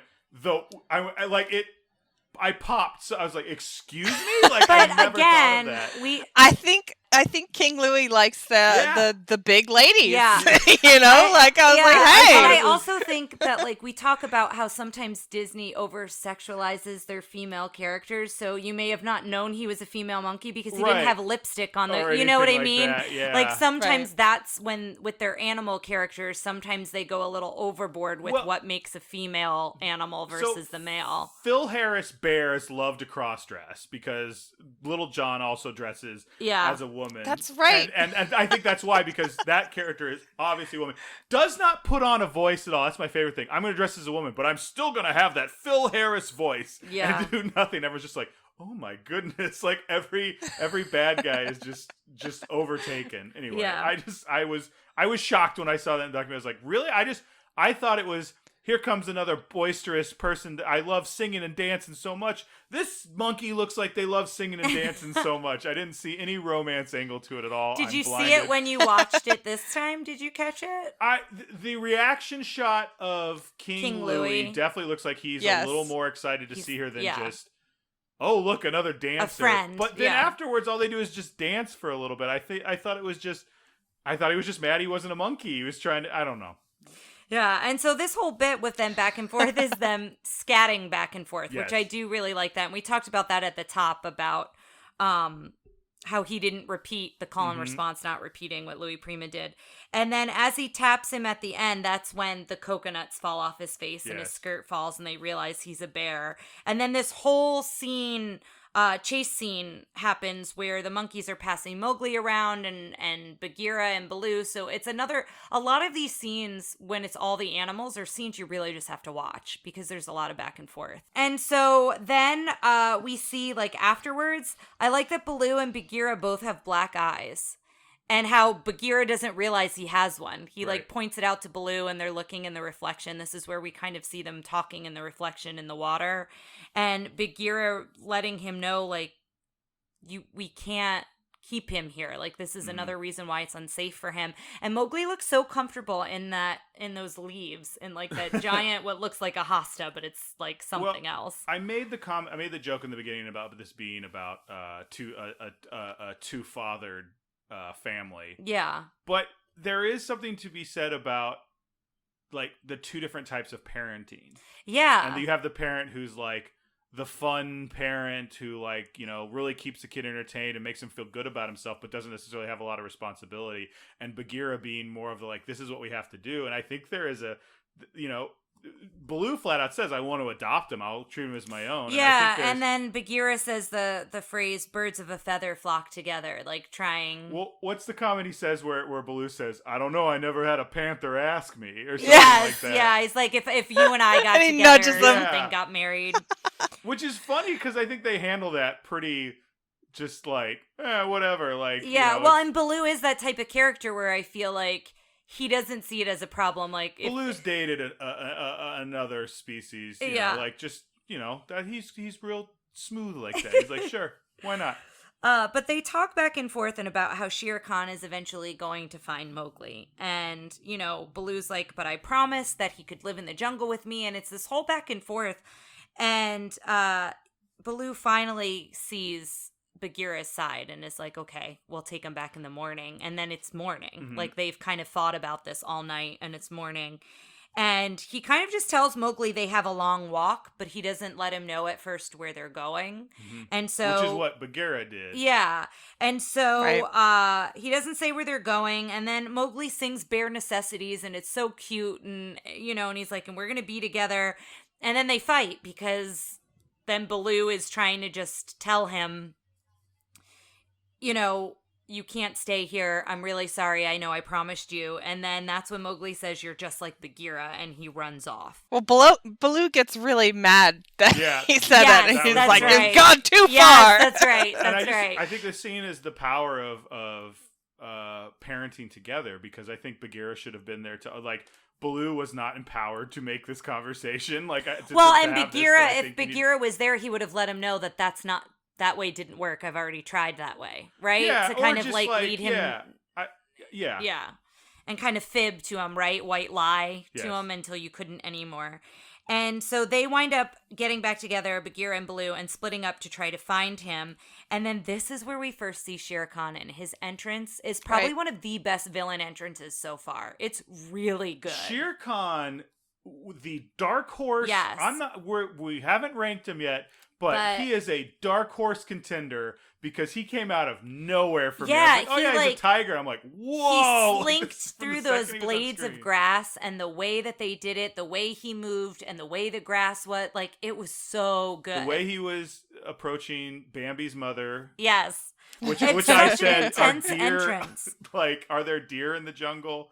And I believe the answer was yes. There's just not white-tailed or mule deer or whatever we have here. It just. But they actually look pretty similar. I Googled it. Oh, really? And I was like, oh. When this comes out, let's throw that up there, because I was just like, there's no deer in the jungle. And so, you're seeing them on the hunt for the deer, and then the elephants are marching. Mm-hmm. They're on their jungle patrol, and so that scares them off, and Shere Khan is kind of annoyed by it. Let me see who his voice was, but his voice, every time he talked, it sounded like he was so good. purring.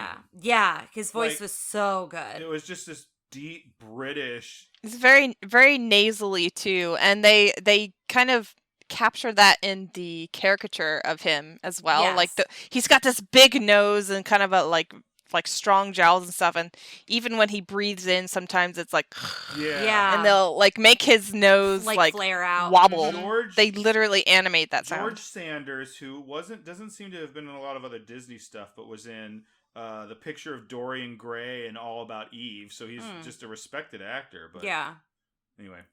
And so as the Jungle Patrol marches by, Bagheera says halt to stop marching. Yes. And so they all stop, and then the colonel is like, who said halt? Wasn't me, and all of this. And so he starts asking them for help to find the man cub, and Shere Khan, of course, overhears. So nobody knows he's there, and he's basically hearing everything that's being said. And at first the colonel doesn't want to help find the man cub and doesn't believe that he should be, that they should be out looking for him. And I love that Winifred speaks up here. It's talking about female agency. Like, it's two Winifreds in two movies. Wasn't the mom Winifred? And and Mary Poppins she was, But I love that she speaks up here, and, she says, what if it was our son? Like, he is our son. Like, what if our son was lost? Wouldn't you want everyone to help find him? And then I love that she says, or I'm going to take over command. And then his line's not so great after that. But I like this idea of, like, the only reason that he's in command over his wife is probably because she lets him. Yeah. There's some sexism there, but I always enjoy the, like we let them be in charge idea of it. And then the colonel finally says, well, I had an idea or a plan all along, and so he starts assigning roles. And I like that the one elephant is going to sound the trumpet, and then he closes off his trunk, and he's like, not yet. That's another animation that happens a bunch in Robin Hood. Watch out for that. I feel like the colonel is almost a villain in this movie, like by way of indifference, because he's very bossy, and he's like, oh, you're not allowed to be around here. No, he's like really trying to kind of push Mowgli away and stuff like that. And then when people need help, he wants to tell them, no, forget about it, not my problem. I'm like, that's almost villainous, but more so indifferent. There's no question. But then like he's brought back, but his flaw would be pride. And I like that. And then his wife fixes that. I like that Winifred, I think she's really she is the only strong female character we have in this movie. So right. And did I bring up that the Sherman Brothers, this little bit with the elephant, had a lot to do with their time in the service? I don't think so. No. Yeah, they were both in the service, and they're like, like they in the documentary they talk a little bit about that and how this, because the Sherman Brothers had a big hand in writing a lot of the movies they were involved in, because they would say this is what we're leading to, and they were more than just the musicians. But Interesting. And so then the elephants start talking too about the element of surprise, and then Shere Khan is like, haha, like I'll give you an elephant of surprise, or an elephant of surprise. That's pretty funny, Tara. Element of surprise about him meeting the man cub, and then we cut to the waterfall. And are you laughing at elephant of surprise? I just love this idea of someone walking around and then you're like the elephant of surprise, and then that elephant just drops from the sky. Like a piano. Yeah. It just drops down on you. But we cut to the waterfall again, and now Mowgli's here, and he's sad and he's alone, and then Kaa finds him. So he's ready for Kaa, basically. So when they suggested bringing Sterling Holloway, the voice who had been in a couple things that we've done previously, and then notably Winnie the Pooh. Yeah. Apparently the animator said, please not again. And really? That's what they said in the documentary. They don't go into that, like, did they not like him? But they're like, yeah, I'm curious. It turned out to be he was really good for this role. And I'm like, maybe they were just like, we've animated this guy enough. It's time for someone else. I'm curious what the motivation was to I be love like, the idea no, that thank Sterling you. Holloway, the voice of Winnie the Pooh, is like a big pain in the rear to work with. Like he's like, where's my gin? Bring me, he's just like, hey, toots, and like slaps the woman on the butt on the way out. And then he's like, oh, bother, I need some hunt. Like, he just does this 180. And again, this is Ryan's opinion. We have no facts that this is actually how he acted. Allegedly. But Kaa... Alleged womanizer Sterling Holloway. Yes. But Kaa picks him up into the tree, and he's trying to hypnotize him, and Mowgli is trying to show him that he's on to him. He's like, I don't trust you. And then that's when he sings the song Trust in Me. And this was one of the facts I looked up, that this song was actually written for Mary Poppins. And I think it was called Land in the Sand or something. It was for a segment called The Land of Sand. The Land of Sand. Now, that's what it was. That to me, I don't know what that was. Or yeah, I don't either. The Sherman brother, I don't know their first names. It's either a Sherman brother or the Richard, Sherman brothers. and I forget the other one's name. He was just like, yeah, we did that. And they just kept going. And I'm like, well, I would like to know more about that. Yeah, so they recycled the melody essentially for Trust in Me, and then I love that he kind of just lulls him to sleep with this song, and the animation here as Mowgli like follows his snake body like up in the circle, and he's rocking him. Like, again, it's another really good visual sequence to watch for, and Shere Khan hears Kaa singing and sees his tail hanging from the tree, and he tugs on his tail and it rings like a doorbell, which I just found so funny. It's so good. Yeah. I love that everybody in the jungle seems to know each other. Yes. And they're all kind of over each other's BS. Yeah. Like Shere Khan's like, oh, he's probably up there hypnotizing something and eating it. Come here. Like they all Yeah, and he's like, and it could be the cub, so that's like why he's interested. It could be the man cub. And so he rings it like a doorbell, and he goes, oh, I thought you were entertaining someone in your coils. Like, he's so casual about it. Yeah. And I think you said this here when he pulls out his claws. Like, that's kind of his threat. He doesn't have like necessarily the threatening tone in his voice yet, but his claws come out in his paw. And Kaz just says, oh, I'm just singing to myself. I have trouble with my sinuses. I love this whole bit that Ka can't eat, he can't sleep, so he sings himself to sleep because his sinuses are so bad. I love when he picks his nose with his claw. With his claw. Yeah. He's so casual about it. And I feel like that's scarier. Like when someone's not outright violent, but they're like, there's just a hint of it. And the very calm demeanor, and it's really disturbing. Did you ever see The Dark Knight Rises with Bane? And there's this scene where the dude who hired him to rob the bank is like, he's like, I'm the one in charge. And then Bane just puts his hand on his neck, like right next to his neck, like this, and goes, do you feel in charge? And like the whole scene, like that's what it felt like. Just casually puts it there, and it's so good. Yeah. That's what it felt like. And I think like I remembered as a child, I thought Ka worked with Shere Khan, and that's not the case at all. No. And I feel like I created that in my brain that I kind of associated them together, that like Kaa helped get Mowgli to Shere Khan, and it's actually the complete opposite. He wants Mowgli to himself. Just a note, I want all the listeners to know that I had to edit out the rousing round of applause and standing ovation I got for my Tom Hardy Bane impression. So that's just why you didn't hear. I know you all expected to hear it there, and you may have had to rewind because you couldn't hear over your own. Anyway. This is what I live with, listeners. Validation.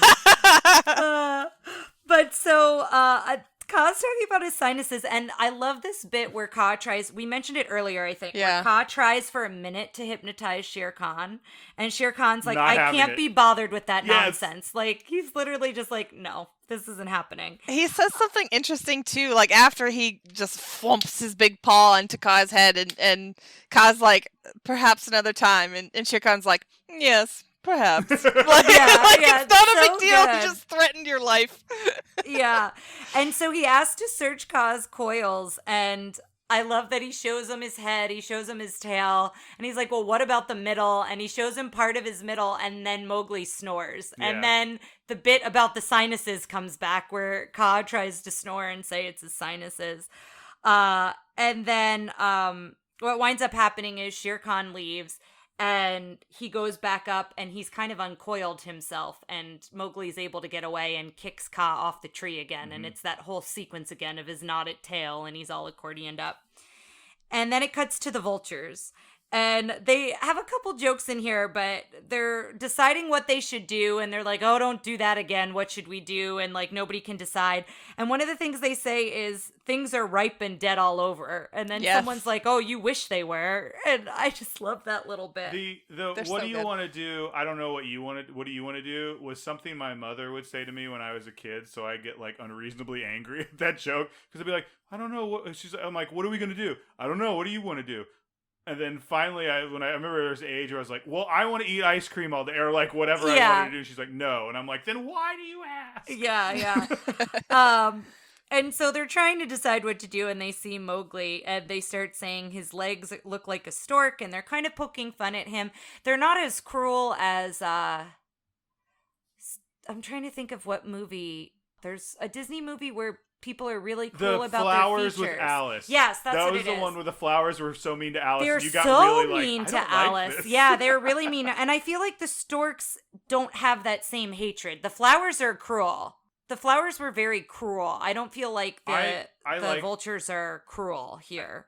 I'm skipping ahead, but at the end of the day, the vultures are great. Like, they help out. Yeah. Like, they're good characters. And they start making fun of him, but then they see that he's sad and crying, and nobody wants me around, and they can relate to that. They're like, oh, no one wants us around either. Like, and so you can join our group. And so Mowgli just says he wants to be alone. We need a tenor. Yeah, when they're singing. And then they start singing together, and that's when Shere Khan comes upon them. And I love the whole sequence of the vultures singing. It's really great. It's another one of those sequences I think you really have to watch it. But I love that Shere Khan comes in and sings, like, to let them know that he's final there. verse. Yes, it's so good. He's a charming villain. Yes. But he's also extremely deadly. Yes. Yeah. Like, he has no mercy, but he has this charisma to him. It's very interesting.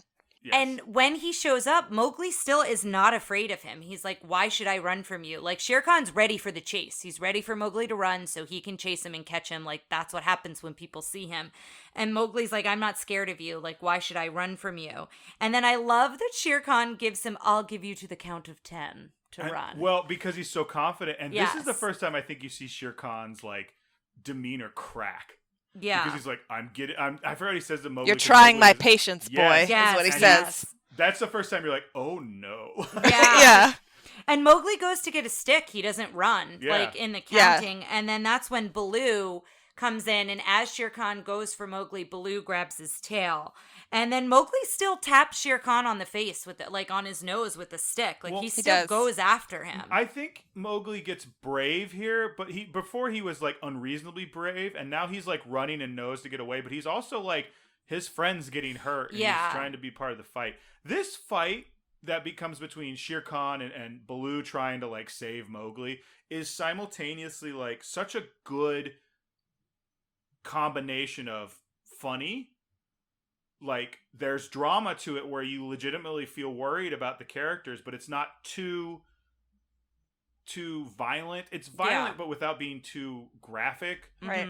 But it's still a Disney one. Like Baloo never like gets a one up on him, but Baloo looks like he's holding it. He doesn't look weak, but he's also like, I love the bit where he's like, "You got him." He's like, "Yeah, but there are teeth on the other end." Yeah. And there's like parts that are funny, but at the same time, this is a really like intense fight scene. I like this a lot. Yeah, and then that's when the vultures come in too. Like Baloo says, we could use a little help here, and the vultures swing in and scoop up Mowgli, and Mowgli fights it. You know, he wants to help Baloo. He doesn't want to be picked up, and then the lightning hits the tree and causes the fire on the tree, and that's when I think it's the vultures tell him that Shere Khan is afraid of fire. And so Mowgli, and again, we heard it a little earlier, like us, the audience. Yeah, and Mowgli also doesn't know what fire is, I would imagine, up to this point. He probably hasn't seen fire. I think he They does. talked about it with King But he's Louie, like, "I don't know how I to guess. do But that." I guess, yeah. He may not have seen it. Yeah, but and so... or if he'd seen it, I bet it'd be a situation like this.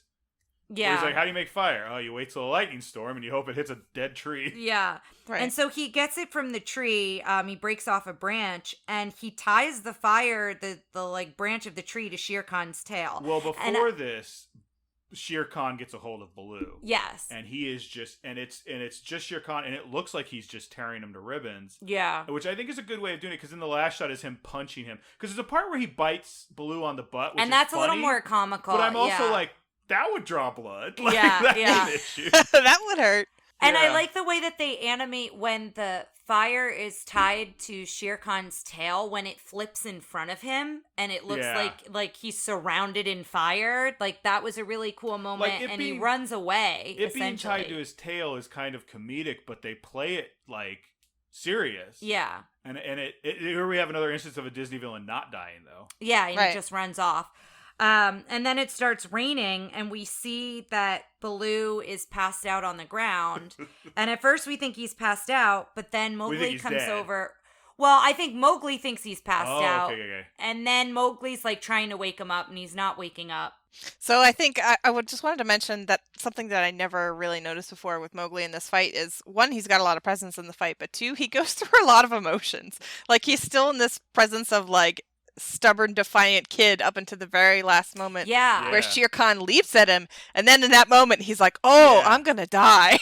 Like, you see Yeah, his I face, feel like he doesn't and then really... he's scared. He's finally completely afraid, but Yeah, he he overcomes really that, doesn't like get you scared. mentioned, for I his think- friend.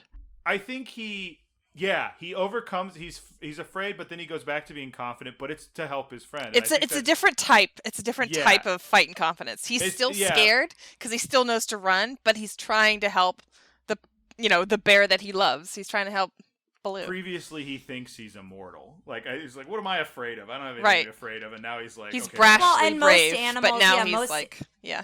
Most animals he's come into contact with have helped him. Minus Kaa, right? Kaa's been cunning, but for the most part, like his upbringing has been positive, right? He hasn't come into contact with a lot of violence. He's a privileged silver spoon kid. Never learned to climb a tree. Yeah, I know, right? Yes. And so that's when it starts raining, and Baloo's on the ground, and Mowgli at first, I think, just thinks he's knocked out and is trying to like wake him up. And then Bagheera comes by, and Bagheera starts this sermon, and it's like so kind. A eulogy. Yeah. It's- But he's so kind to Baloo, and this will always be sacred or hallowed ground where he lays, and then Baloo kind of starts waking and up, his but eyes doesn't let start them know opening. at first. Yeah, and then I wish my mother was here to hear this. yeah, and the thing is That's right. as Bagheera is doing this eulogy, it's becoming serious to Mowgli. So Mowgli's Yeah. also getting sadder, and then the comedic piece of us, the viewers, seeing that Baloo hasn't died and like is waking up. And then, yeah, I wish my mother could have heard this. It's such a good line. And so then once they realize he's awake and that, like, it's not a big deal, there's, like, one more, I think, little cut to the vultures. They were going to congratulate Mowgli, and then they see that they think Baloo's hurt, and they're like, oh, now's not the time. And then we start hearing a girl singing, and she's singing to get water, and none of us this is really the part loved we all were this kind part. of meh about. Yeah. And to put it lightly. Yeah, Baloo says here, forget about those. They ain't nothing but trouble when he sees the girl. Baloo's Sexism. reaction. Yeah. Yes. Okay. Yes. But no. Okay. I'm not gonna defend It this. is, I but thought Baloo's. it was funny. I Like, will all say. Baloo's stuff I will is say funny. Baloo's reactions are a little bit like when is it the owl in Bambi is trying to describe what like Twitter paid it is. Yeah. And Yeah. like they all wind up falling Which- in love. It's not the same. I think Baloo is a little bit more sexist here than the owl is, but Baloo is very much just like love is too much of a bother, like don't get into that. But the Yeah. way it comes Yeah. off is just like girls are too much of a For bother. the record, They're Nothing But Trouble is probably, in my opinion, the least egregious issue In this this scene. Yes, Because we cut to definitely. Because Mowgli's intrigued, and then we cut to she's her. the same age. She's supposedly. How Yeah. old? Presumably. How old 10 or is Mowgli 11? supposed to be? I'll look I it want to up. say 8, but I don't know where I'm getting 8 from. I don't think that like I know it's 8. I feel like that's just in my brain for I bet whatever if reason. I wonder if how old is Mowgli? What? Yeah. Okay, in the book, in the actual book, he's supposed to be 5 years old. So Oh gosh, What? yeah. How old is he? What did you find? It says 5 when I pull 5. it up. There's no. there's no, no way. I'm gonna give There's him. no I'm way. gonna give him because he's prepubescent. So I'm gonna say like 8 oh, or 9? Or you're I gonna think get you him go even 10 or older than 11. that. But she is because you hear the words in the song saying that she's getting water. Her father's out to hunt. One day she'll have a husband. Like It's- she, the whole thing it's- is this is Gender Roles the song. Yeah, Like, it's and not, when they zoom in on her, she's got lipstick. She's got these really mascara, like long eyelashes. and they're doing that like from below look up with like the big Yeah, and then she does Like, like fluttering sexy on. eyes at him a couple times. yeah. And so it's this whole Well, bit back and forth. There's a title for that. It's like submissive eyes or something. It's the idea of like the shot being. It's a very male gazy shot, and they do it a few times. in Yeah, there. and- for a 10 or 11-year-old, and I have a problem. with Yeah, that. and Yeah. so then It's she, icky. yeah, she scoops up the water and puts it on her head, and then she drops it, and then this is another made comedic me moment laugh. from Baloo where he's like, "She did that on purpose." And Bagheera is like wise to the whole thing. He's like, Yeah, oh yeah, he's of like, course of course she she did. Yeah, of course she did, and yeah. like this is where he belongs. Like Bagheera the whole time is like, "No, let him go." And Like this is where he belongs. It feels like, again, two parents. One parent's just like, I want my kid to be with me forever, and the other parent being like, you have to grow. Yeah. And so she drops it, he picks it up, and he fills it with water and goes to hand it to her. And she just like looks over her shoulder and then just keeps walking. So then Mowgli has to follow her to try to give it back. And And the then last- he just keeps going. The last shot we see of Mowgli is like, "Brrr." Like that's the last shot of our hero. Yeah. We see- Is him just like kind of dopily kind of walking, following her. But I do He's Twitter like pated. yeah, Yes. can you blame me? Like, Yeah. that was it. I do like how it ends with Baloo and Bagheera, though, that they walk into the forest together and they were like, well, we have to go. I don't know if they say go back where we belong, but they say something like Something that. like that. And then they start singing, and then they, I love that it changes to a sunset. I Yeah. do like watching them walk off, and you made the comment about Bagheera's on 2 legs with Baloo- Baloo and looks so uncomfortable. But looks how he would look if you were trying, like when we, Yes. like if we tried to pick up Lady and like dance with her or Yeah. something, it looks like that. Yeah. But still, I love it. I love that That's they're gonna sweet. go That's be very friends sweet. now. Yeah. All right, so here we go. We got our questions this time. How Okay. was the princess? I believe in this case we're gonna say the princess was Mowgli. Yeah. Wait, I like what- Mowgli. So, well, the Okay. princess equals protagonist. Okay, Yeah. gotcha. I liked him. I liked Mowgli. He was kind of yeah. an annoying little 10-year-old every once in a while, but never to where I didn't want him on screen or I thought it didn't seem. But I think we've had other characters that are even more naive than Mowgli was. Mowgli was naive about Shere Khan, but I think he also was very brave and very open to just exploring a little bit more than some other characters we've had. What do you think, Marjorie? I think my favorite part with Mowgli, and it was actually the fight, like as I mentioned, he has his hero moment and he comes through and there's like lots of emotions that you can see him go through. But ultimately he's there for his friend. Yeah. Okay, how was the prince? And who are you deeming I'm the going to say prince? Bagheera and Baloo were the prince. The I think prince, he's yeah. the kind of the They were fantastic. Wait I a love second. them. It's just listen. It's Princess Diaries, but not all the Disney movies are princesses. Okay. I think they're the most. You're gonna have problems when it comes to Aladdin. Well, it's typically reversed. right, but I think the idea is typically we say prince and princess. It's the protagonist and then the person whose emotional relationship is the most important. Oh. Yeah. So I guess the prince would be Baloo. That's what we're saying. Baloo and Bagheera Yeah. is kind of their investment in him. And I love them both. Baloo has like skyrocketed up through my Disney characters list in a way that I didn't see coming just because I haven't seen this in a while. Yeah. Agree? Is that an Agree? nod? Yeah. Yeah. I'm I nodding. think I'm like, we've oh, duh. It's fine. Yeah, I think we've gushed over both of these characters throughout talking about it. That I Yeah. think we're all kind Absolutely. of agreed on that. Let's do a little sidekick talk. I mean, I think who did you guys like the most is kind of just the side characters. I thought the elephants were fun. The elephants are fun. I really liked the vultures a lot. Yeah. Vultures, I think, are my picks for best sidekicks. Yeah. Favorite musical number. I got to go with Bare Necessities. I love Want to Be Like You, but now that I've kind of had my eyes open a little bit to the song itself, I think I got to go with Bare Necessities. And it as the kids say, it slaps. That's a because- thing? It does slap. Okay. Guys, Yeah. I so- didn't even know that's a term, so... Tara works with the elderly, so she's like, I know, and "It's now the I'm not bee's even working. I'm knees." not even working. Like I'm not Yes. working as much, so I'm even more disconnected than I was beforehand. So I have two songs that are my favorite for two different reasons, Cool. and neither of them are bare necessities. Oh no. So maybe I'm wrong. That's fine. There's no wrong. There's no wrong answer. Subjective art. Form. So musically, just strictly musically, and looking at the music and the cleverness of the lyrics and stuff, I would say, it's King Louie's song is my favorite musically, right? Without looking at it in context. And, yeah. Agreed. Right. And I agree with that sentiment. For me personally, I guess all things considered, I really like the Vulture song the best. I like the Oh, harmonization. I like the throwback to like the barbershop, quintets. I like just the lyrics of the song. They're clever. They mention that yes, vultures eat dead things, but it's about friendship. It's like a really good song. Yeah. Yeah, And it is a good one. I do like my favorite part is We like, are friends come on, to the bitter we need end. a tenor. Yeah. Yeah.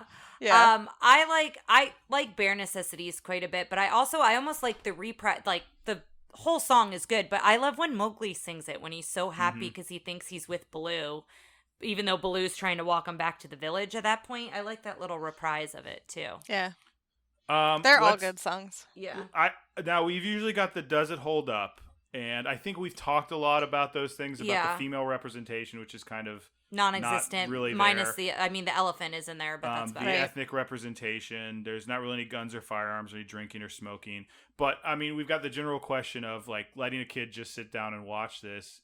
I'm pretty okay with it. Like I think you have to kind of dig deep for the issue, in my opinion, with King Louie. And I think the only scene that really makes me hesitant is the end with the woman who's like, I'm going to be a housewife and I'll be taken care of by men as God intended. Like, it's like, oh, that, God. and I do think the Shere Khan fight scene could be scary. That's a good point. So yeah. I think that gets a little intense. But again, I think if you go in with that lens and you know about it and you know your child, I think then you can make kind of your own educated decision on watching it or not. Yeah. I think it holds up. I think there's a lot of things that like you have to view in context of the time and also understand how that applies now. And I think you can analyze movies and say like, yeah, this is problematic, or yeah, this has issues, but you can also say like, it's also got some good stuff about it too. It's complicated, but that's kind of like adults looking at it. We like, it's the same with Lady and the Tramp. Yeah. There's a lot of good with Lady and the Tramp, but that Siamese cat song needs to be Hachi cut. It needs to be cut. oh yeah, So like, and that's like blatant. And That's we'll have like to in your see face, on the- kind of blatant. But that's when you sit your kid down and have a conversation. well, that's when you show them the new one, which I don't think has that scene in it. Yeah. Really? I think We haven't seen the new one, but we're going to. It's not like The new one. Okay, yeah. Yeah, the the one that but premiered on Disney Plus. But the original one, the cats come in, cause a scene, and then they're not in the rest of the movie. So it's not like they're even an important part of the movie. It's easy that they could cut it, and even they could cut it if they wanted to now. Yeah. they could. But then I there's don't that think they argument. should. Yeah, there's that argument that Warner Brothers makes, which I think- agree. If you cut it, then it's like it never happened, and you have to at least acknowledge that it happened, right? That's an interesting thought. If they had like, this is our edited version. This is the if they put them both up. I don't know if I feel how I feel about that. I guess don't as know. a parent, you like- could just skip that part if you don't think your child's ready for that conversation. I don't know. I guess there's a lot of different ways to look at There it. was once a country called Siam. It is I now like the Thailand. option of Yeah. a parent having an option to say, Yeah. no, I don't want to show my kids this, or no, I want to, or, Yes, yeah. I want to use this as a teaching moment to have a conversation. So up next, and we're going to take a second to kind of, you guys all know about this, but we're going to take a second to catch Marjorie up. We are going to rank the villains, of which I believe we've decided there's 3, King Louie, Kaa, and Shere Khan. Mm-hmm. But let me explain that to Marjorie, and we'll be right back. Guys, we are back. I have explained the infallible scientific villain ranking system to Marjorie. She's on board. So we have 3 villains to do today. Yes. So we're going to start, I believe, let's start with King Louie. Okay. And do you need me to write them down, or you got it? I've got him right here. Okay. We are good to go. Frightening. Oh, not at all. Yeah. I would say a 1 as well. I would say a 1. Maybe a 2, because he's kind of strong. Like he's got a gang of monkeys. Okay, we'll do a 2 for Marjorie. Funny.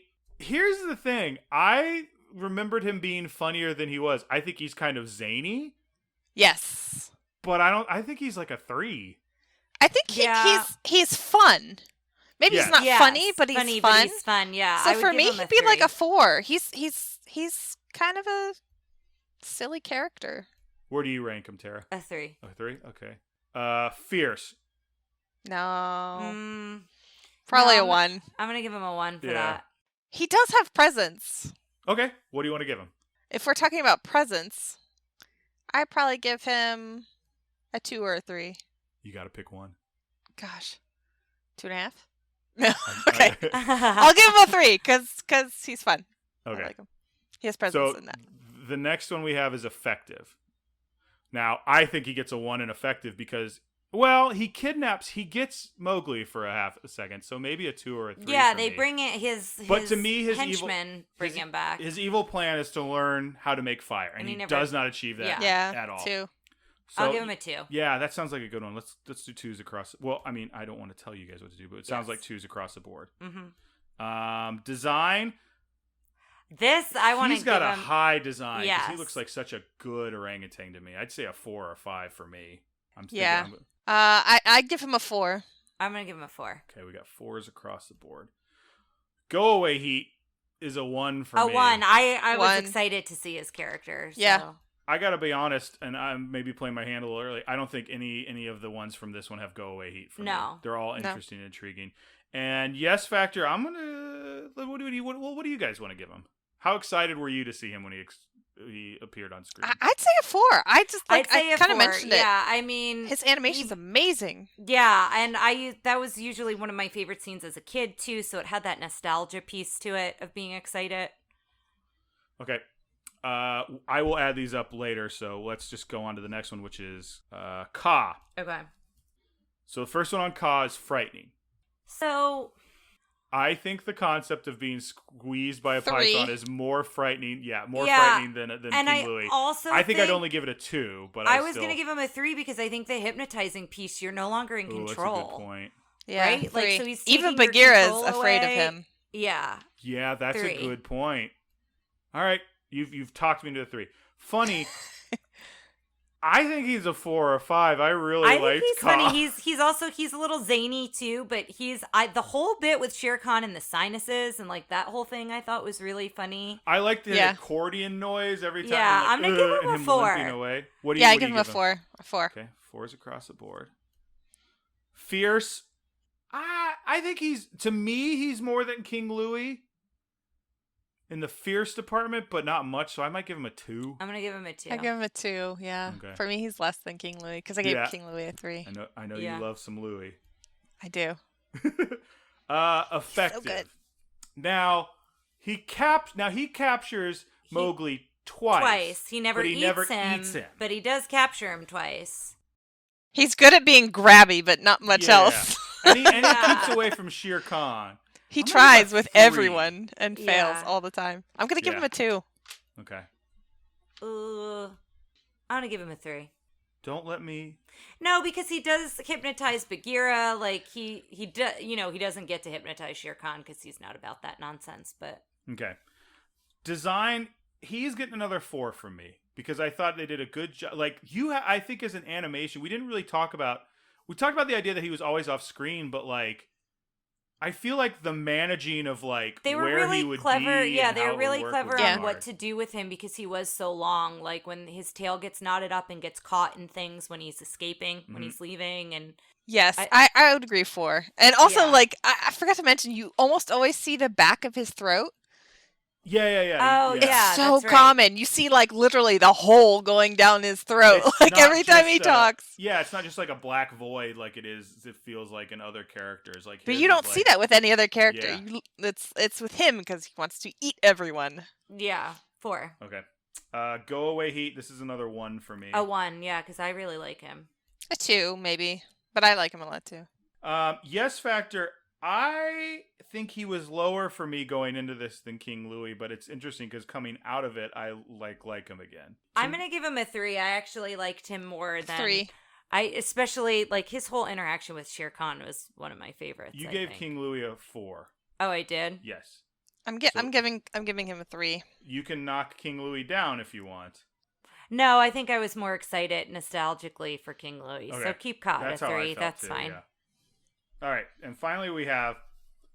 I don't want to give my thing away, but to me, this dark horse coming out of nowhere, I didn't So realize I liked him, good. this cult favorite, So good. Shere Khan. Frightening. Shere Khan. 5. Yeah.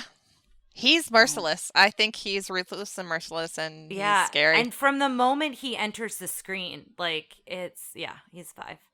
Yep, same. So 5s across the board. Mm-hmm. Yeah. If you had asked me before this thing, did I think Shere Khan was going to be a 5? I would have been like, no, Shere Khan's nothing. I think he's underrated. Now, funny. What do you guys think? For funny? Marjorie, what do you think? I'd say 1. I don't think he's funny at all. Ooh, I thought he was way fun. Like He's him- very clever. Okay. You. Everybody is welcome to their numbers. I'm giving him a 3. Really? The way he toyed with Ka, I thought like him being like no and that. I think the way he was like, ooh, I'm in the like he's very pleased with himself. Yeah. I'm Like, gonna give him a 2. I don't know that I feel I can give him a 3. That's fine. But I do think he's clever, and I want to give him some credit for that cleverness. I'd still give him a 1. I don't find him funny. I find him dangerous. Okay. Yeah. Fierce.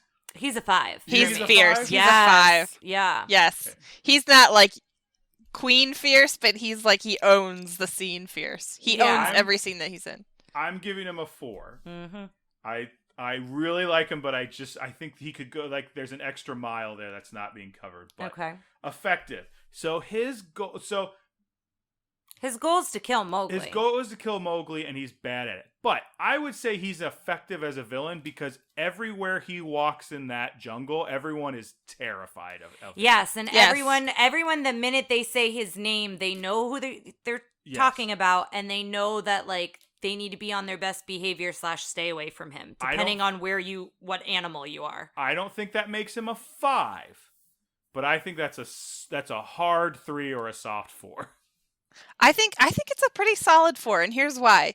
He faces like in the final battle, it's him versus Mowgli, okay, who's 10, but Baloo, and then all of the vultures. It That's a literally very takes good all point. of them, Yeah. and they were screwed until the lightning happened. Yeah. If nature didn't intervene It's a good with the point. fire, so I'm gonna give him a 4. Okay. 4 for me. I think he's going to turn out way higher. Design. Ooh, I really like his design. I like the shoulder. I mean, yes, he looked like a tiger, but the Mm-hmm. way he was animated, as you mentioned, like those shoulders and the way like his legs moved and I don't know. He His had a really face, cool the design. nasal, like how they made Yes. his face sound so much like his voice, or This sound is- so much, look like his voice, This is another like look like it sounded. hard 4, Yeah. soft 5 for me. I think I I'm gonna think go I would with give a him 4. Yeah. I'll give him a 4 as well. Okay. Because I think he looks like a tiger, and I think part But of I it still is- think they made it I think they elevated a tiger. Yes, yeah. I was Yes. trying to think of the right word. Yeah. Go Away Heat is a 1 for me. Yes. Same. Okay. And then Yes Factor.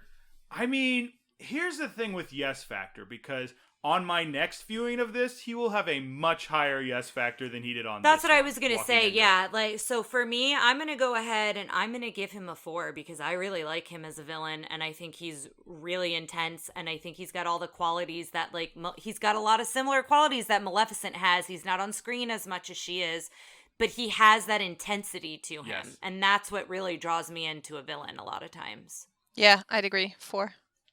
I'm going to give him a 3 because I'm splitting the difference of where I thought of memorable. And maybe that'll be the situation here. Maybe it won't be, where like a few years down the line, I'm going to be like, oh yeah, was Shere Khan really cool? But like, I think he loses a point for that for me being like, Yeah. I don't remember how memorable this guy was. All right, guys, we've got the numbers. Let me add them up and we will be right back. All right, guys, we are back and we have done the rankings. We've crunched the numbers. The villains board has agreed with these rankings, and here we go. So, coming in with a 17.3, which puts them in 14th place, is King Louie. Okay. Right above the buoys from Melody Time, which are still surprisingly high, Yes. with the scary faces and the What? little toot short, Yeah. but below the coachman from Pinocchio. Interesting. Well, doesn't Mary Poppins, doesn't the bank president also fit in there somewhere? He is right below the he's tied with the buoys. That's right. tied with the buoys. The buoys. Okay. I forgot about So that. the Dick Van Dyke. I'm surprised you bank know about president. the buoys. We kind of had Oh. to like discover a villain. Yeah. Up next is Ka Okay. with a ranking of 20, who comes in tied now for 10th with the Queen. Oh, sorry, for 9th with the Queen of Hearts. Oh, okay. Okay. So they Alright, are yeah. they're ranked the same. And then slightly above them, right above Ka, we have Lady Tremaine from Cinderella, and right above her, in our new 7th place, is Shere Khan, coming in right Interesting. behind Mad Madam Mim. For those of you following Interesting. along at home, I will repeat the top 5, which are number 1, Cruella. Number 2, we have a tie with Evil Queen and Maleficent. Number 4 is Captain Hook, and number 5 is the Headless Horseman. So Shere Khan made it pretty high up. I am shocked. I honestly, it feels good having watched it and seeing where he fits in, because I think he does really good. I think Lady Tremaine deserves to be a little higher. But I think she that's does her. too, but Time will tell when we go back. already voted her. Listen, this is infallible. It's scientific. There's no disputing it. But Marjorie, thank you so much for being a guest on our show. Yes. We always ask our guests if they'd like to plug something, whether it's a personal project, something, just a piece of media or whatever you've been enjoying lately, or you can just say peace on earth or whatever. So anything you want to plug? So nothing for me. I mean, you can always follow me on Instagram. Actually, I'll plug my Instagram. Okay. Ptrek M7, P-T-R-E-K M7. If you want. But as far as like really plugging something, it's something related to Jungle Book. It is the Jungle Book. It's a book, specifically the version illustrated by Robert Ingpen, who's one of my favorite illustrators, and he does amazing art. So check it out if you want to dive into the actual story that inspired the film. Awesome. great. Well, guys, thanks again for listening. Next week, we are back with the Aristocats. Ooh. Tara was looking at me with I was like, which she's one had is no next? idea what came next. And I have a confession, I've never seen it. Oh, man. Is Yeah. this the first non-packaged film you've never seen? Yeah, this is the first one I've never seen. For some reason, it just like fell through I don't the remember cracks. hardly anything about it. So I'm but really excited for it. We'll find out. We'll see you guys next week. All right. Bye. Thanks for listening to Tara and Ryan's Princess Diaries. If you want to tell us your favorite Disney villain and why it's guest on, send us an email at trprincessdiaries@gmail.com. Or you can send a tweet about how great Maleficent is to @TRP Diaries. Check out our Facebook group by searching for Tara and Ryan's Princess Diaries. Tara and Ryan's Princess Diaries are available on iTunes, Stitcher, Spotify, Overcast, and many more. Wherever you hear us, please be our knight in shining armor and give us a 5-star review. Thanks again, and until next time, remember to always live happily ever after.